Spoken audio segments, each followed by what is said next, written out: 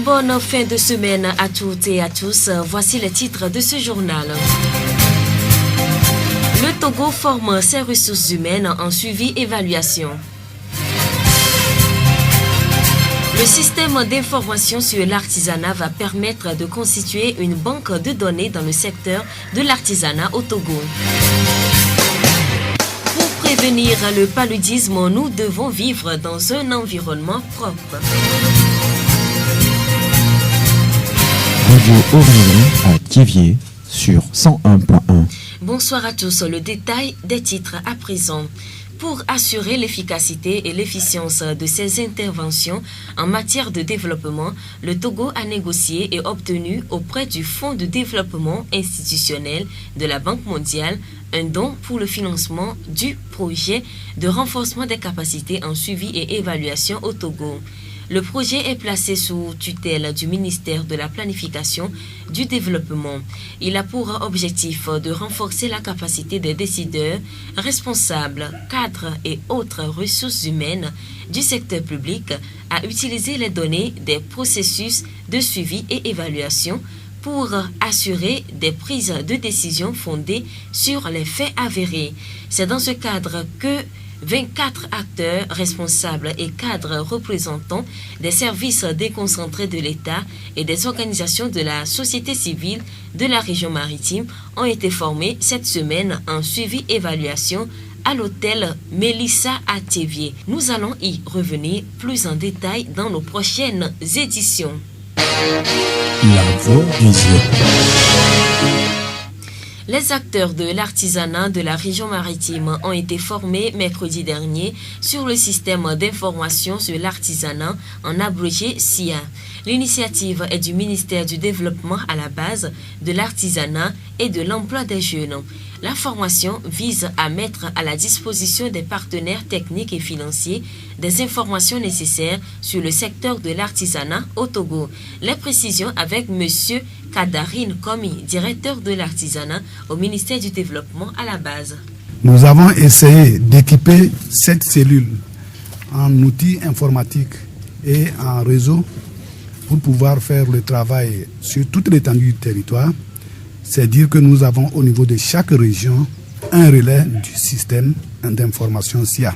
Nous avons pu quand même concevoir une application qui permet de collecter l'information, de la traiter, de la stocker et de la diffuser. Cet atelier de vulgarisation du SIA, c'est pour nous permettre d'aller à la collecte de l'information sur le terrain. Tout le travail est fait. Maintenant, on a besoin de l'enregistrement des informations concernant les acteurs, à savoir les artisans, les activités du secteur de l'artisanat, les produits artisanaux et les prestations artisanales. Kadarine Komi, directeur de l'artisanat au ministère du Développement à la base. La voix du Dieu. La gestion de l'argent est un élément fondamental dans la stabilité sociale de l'individu. Mais comment arriver à cette bonne gestion? C'est l'épineuse question que plusieurs personnes se posent. Pour certains responsables des institutions de microfinance, la gestion de l'argent est avant tout une question de volonté. Ils soutiennent par ailleurs qu'il faut établir un plan de gestion et hiérarchiser ses dépenses selon l'urgence. Monsieur Adoku Komi Ametoyona, directeur de la mutuelle à Kwaba. Généralement, nous avons des besoins plus grands que les ressources dont nous disposons. Donc, quand nous avons des besoins plus grands que la ressource dont nous disposons, nous devons voir également le besoin le plus urgent et la ressource qui peut correspondre à ce besoin, allouer cette ressource-là à ce besoin et on exécute le besoin. Et maintenant, voyant le reste de la ressource qui est à notre disposition, nous pouvons maintenant encore passer à une autre étape, de voir encore qu'est-ce qui est plus important que l'autre au fur et à mesure. Donc aujourd'hui, on ne peut pas gérer correctement son argent sans pour autant s'asseoir et faire un budget en conséquence. Le mal de tout un chacun de nous, c'est que quand nous avons de la ressource, on saute sur ce que nous on croit être utile dans un premier temps, alors qu'en réalité, c'est après avoir fini de dépenser l'argent qu'on se souvient maintenant de l'utile, alors que c'est l'agréable qu'on a normalement servi.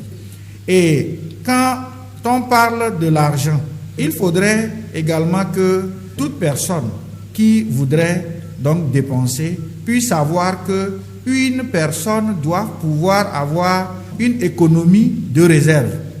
Parce que l'économie de réserve doit permettre de faire face aux imprévus, les imprévus de santé, les imprévus qui ne nous avertissent pas. Le dépôt de réserve est donc très important pour toute personne, qu'elle soit dans le secteur formel ou informel. L'autre élément consiste également à identifier très tôt les besoins à long terme pour ne pas être surpris par le temps. En ce sens, M. Adoko parle de l'importance de l'épargne. Maintenant, les besoins à moyen et long terme, c'est des besoins d'investissement. Par exemple, je veux construire une maison dans 3 ans. Je veux acheter une voiture ou bien je veux modifier ma maison dans 1 an, dans 2 ans, etc. Donc, en conséquence, vous devez également épargner donc, de manière à pouvoir, au finish des 2 ans ou bien des 3 ans, disposer de la ressource là dont vous avez besoin pour pouvoir faire face à cela. Donc, je me dis que épargner, c'est un art. On n'a pas trop besoin d'être riche avant d'épargner. Tout le monde peut épargner, même la vieille qui se trouve chez nous. Quand nous prenons l'exemple de la tontine que nos mamans et autres font, ce n'est pas des riches. Un riche peut avoir de l'argent et ne pas pouvoir épargner, mais une personne qui a une ressource très faible, qui s'est quand même prémunie contre tout cela, peut quand même savoir comment épargner et disposer des dépôts plus que celui qui est riche. L'épargne est aussi bénéfique dans la préparation de la retraite. Il y a plusieurs modules pour pouvoir préparer sa retraite parce qu'il y a les compagnies d'assurance qui peuvent vous demander d'épargner à petits coups pour que, au fil des années, ce tamas de dépôt que vous allez faire puisse vous revenir après à petits coups ou bien en bloc. Ou bien, vous pouvez également vous-même ouvrir un compte dépôt, donc épargner à petits coups suivant un rythme. Si vous ne vous disciplinez pas, c'est vous-même qui vous êtes fixé cet objectif. Vous pouvez vous dire un beau matin que bon, je suis fatigué, je ne le fais plus.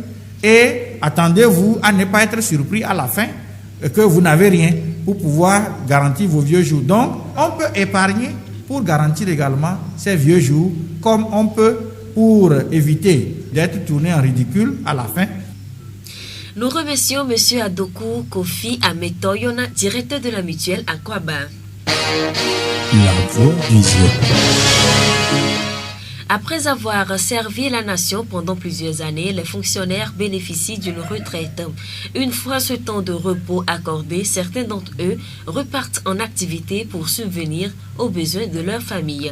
Monsieur Semeglo Kodjovi Jérôme, surnommé Deux Petits Coups, a été enseignant. Aujourd'hui, il porte 2 casquettes, celle de fabricant de tampons et patron d'une serrurerie. Il raconte.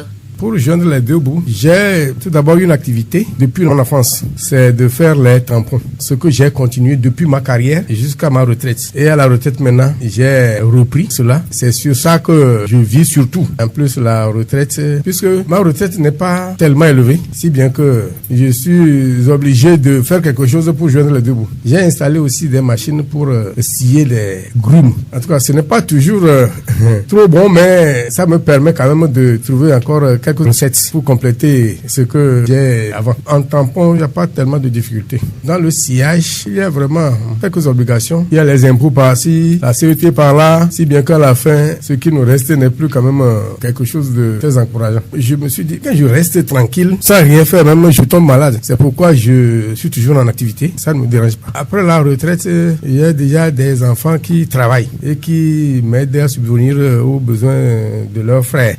Nous remercions M. Semeglo Kodjovi Jérôme, enseignant à la retraite, fabricant de tampons et patron d'une scierie.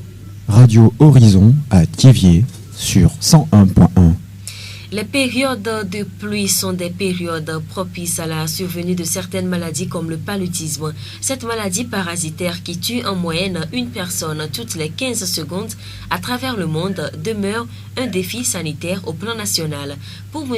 Idrissou Razak, assistant médical à la polyclinique de Thiéviers, chaque personne doit assainir son cadre de vie en cette période de pluie, en détruisant les sites de production des moustiques. Les sites de production, c'est tout ce qui peut retenir de l'eau pour favoriser la ponte des œufs. Le moustique a besoin de pondre ses œufs dans les eaux qui sont dormantes, les eaux stagnantes, les eaux qui coulent doucement. Donc le moustique a besoin de ces endroits-là pour faire ses œufs. Et donc les œufs vont éclore dans quelques jours pour donner de larves et puis ça devient des moustiques. Même un petit trou laissé par le sabot d'un animal qui est susceptible de contenir de l'eau est un site de production, un gîte larvaire. Donc, par rapport à ça, nous avons des petites mares qui sont derrière les maisons, des fossés, des fosses, des canaux. Ça, c'est des sites de production des moustiques, des marécages, des rizières, les flaques d'eau, après la pluie, les eaux qui vont stagner là. Le moustique a besoin de ces eaux-là. Pour éviter les piqûres de moustiques, il est conseillé de dormir sous une moustiquaire. Mais d'autres méthodes sont aussi utilisées en dehors de la moustiquaire. Dans le salon, on conseille de porter des vêtements qui peuvent couvrir les bras, les jambes, parce que c'est les régions de prédilection. Normalement, nos chambres devraient être protégées par des grilles en nylon ou en fer. Ça aussi, c'est l'autre méthode de protection en dehors de la moustiquaire. Donc, ils vont faire la moustiquaire et les grilles au niveau des fenêtres.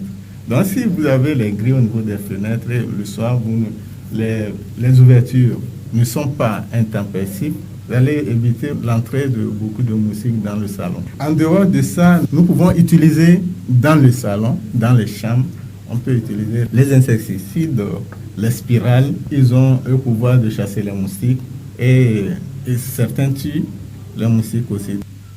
Monsieur Ido Sourazak, assistant médical à la polyclinique de Thiévié. La voix vision.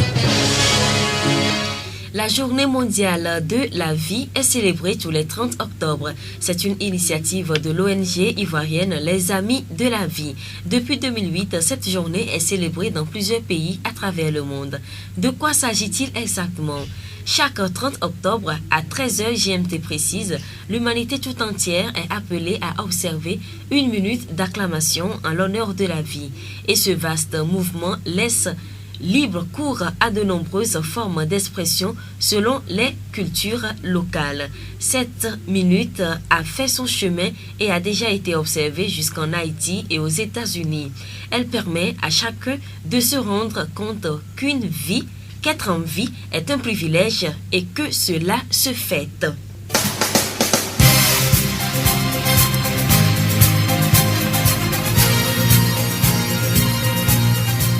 Vous êtes un maître de votre vie et qu'importe votre prison, vous en avez les clés. Hervé Desbois.